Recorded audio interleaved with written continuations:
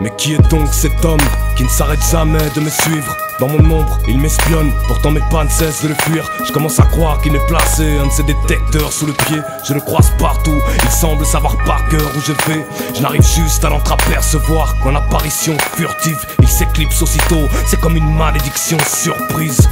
Mais qui est-il, hein? Pourquoi ne me parle-t-il jamais? Il se contente de me fusiller du regard avant de disparaître. J'ai l'impression qu'il y a en moi de deviner ce qu'il pense. Il me juge, il me répète qu'il faut que je me rende à l'évidence, que la musique ne pourra pas payer. Donc ce coup-ci faut que je m'arrête, que je suis qu'un bon à rien d'autre que de faire du souci à ma mère, que j'ai une femme qu'il faut que je marie et qu'elle a besoin que je prenne soin d'elle, que je suis qu'un égoïste, je devrais la traiter comme une princesse. Mais qui est-il, putain?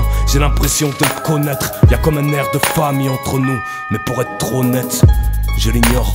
On est proche, ça je le sais, mais je ne sais pas qui est cet homme dans mon reflet.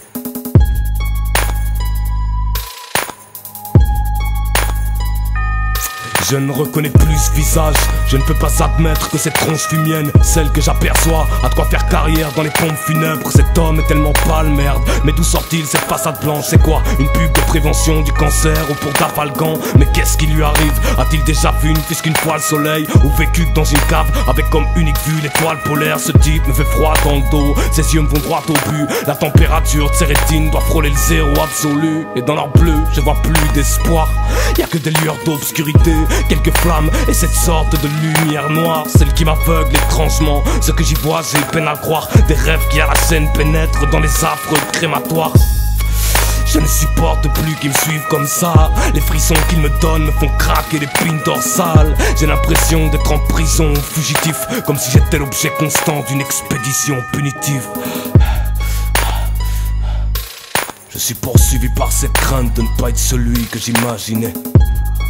Je ne fais que marcher sur mes traces. Mais est-ce que vos reflets sont similaires aux miens? Tentent-ils aussi de vous décourager? Ils toisent illégalement avec leurs airs hautains. Quand tu le regardes, as-tu ces crampes à l'estomac? Te fait-il comprendre tous les jours que tu vas squatter le chômage? Te rappelle-t-il sans cesse que t'arrêtes pas de prendre du poids et de l'âge, mais que tu ne mûris pas? Te sens-tu presque issu du Moyen-Âge? Connais-tu vraiment la personne qui te dévisage dans chaque miroir? Te fait-elle frissonner? Te sens-tu comme victime de magie noire? Sais-tu vraiment de quoi elle est capable? Est-ce que la tienne a ce regard sombre et froid? Tu te sens comme harcelé par un cadavre, comme en cavale face à ta propre image qui te perçoit comme une inconnue. Toi et elle et moi, ces deux équations insolubles. L'homme qui se cache dans mon reflet ne me reconnaît plus. On semble s'être juré de se faire une guerre des molécules. On a brisé en mille morceaux nos vases communicants. On se retrouvera peut-être un jour si un s'efface au fil du temps. On a tous cette même crainte de ne pas être celui qu'on imaginait, celui qu'on voulait être, cette personne qui nous fascinait. Chacun à sa manière, on ne fait que marcher sur ses traces. Arrête de me prendre pour un fou, j'ai que toi aussi devant tu t'effaces. On a tous cette même crainte d'avoir qu'une fausse image de soi-même, ou de s'être oublié jusqu'à ne plus savoir ce qu'on croyait, jusqu'à ne plus se connaître et se revoir pendu sur un clou. J'ai que toi aussi t'es dans le même cas, arrête de me prendre pour un fou.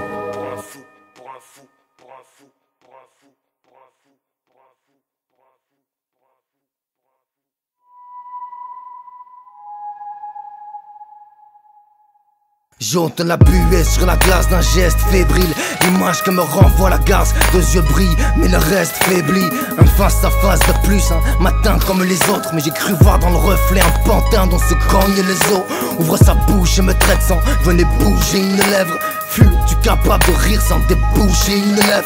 Puis me demande, il change de ton prétexte dans les drames. Est-ce qu'un homme bon laisse couler les larmes d'une princesse dans les draps? Mais que me veut-il lui? De quoi se mêle-t-il? Pourquoi met-il le doigt sur la bassesse de mes actes? Pourquoi ce mec tire sur la corde sensible? Veut le fixe, il en rajoute en tête. Es-tu vraiment le fils que tu prétends être chaque jour dans tes textes? Allez stop, c'en est assez, qu'il cesse, il est coupable. Il dit certes, mais dis-moi ici qui saigne s'il est coupable.